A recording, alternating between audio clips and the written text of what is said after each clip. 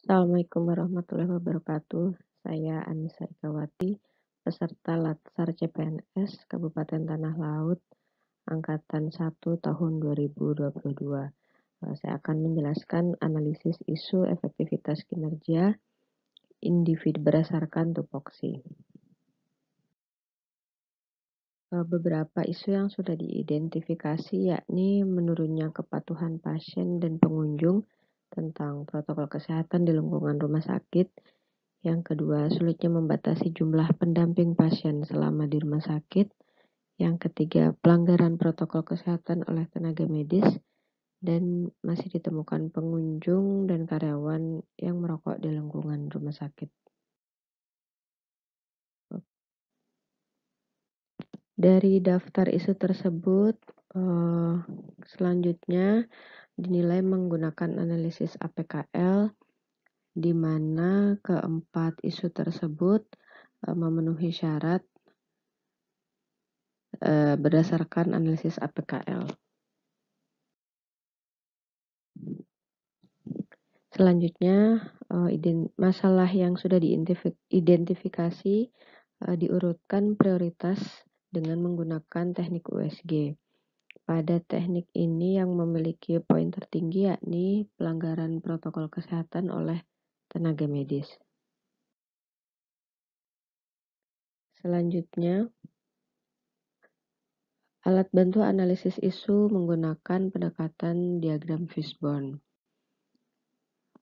Masalah pelanggaran protokol kesehatan oleh tenaga medis ini disebabkan dari faktor sarana prasarana yakni wastafel cuci tangan terbatas dan ruangan berventilasi jelek pada beberapa titik.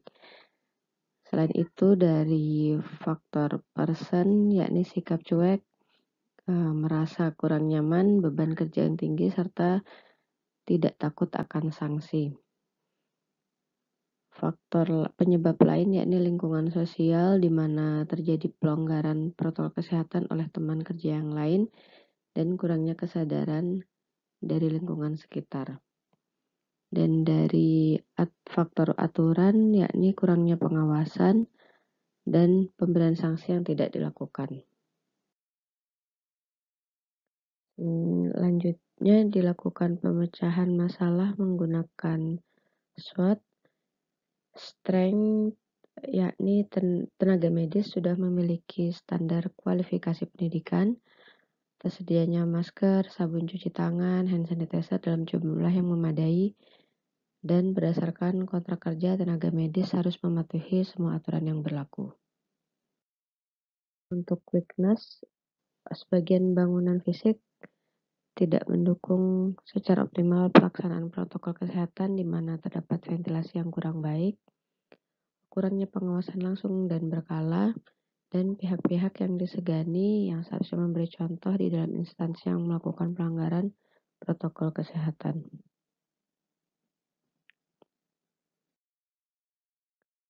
Opportunities, seiring belum selesainya status pandemi dan tingginya kemungkinan kasus penyakit menular lainnya, diharapkan ditingkatkan lagi kesadaran dari tenaga medis untuk melaksanakan protokol kesehatan dan dilakukan promosi pelaksanaan prokes secara gencar, baik secara lisan maupun menggunakan media massa.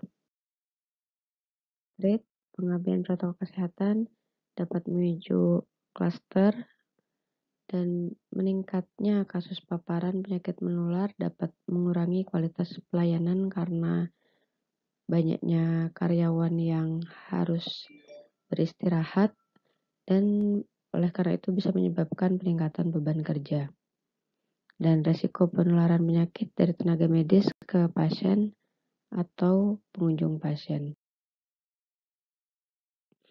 Rekomendasi pemecahan masalah antara lain evaluasi berkala kepatuhan tenaga medis terhadap protokol kesehatan, menjalankan reward dan punishment terkait pelaksanaan prokes, evaluasi beban kerja di setiap unit, penguatan pelaksanaan prokes oleh tokoh-tokoh yang dihormati di instansi, dan melakukan sosialisasi ulang secara rutin.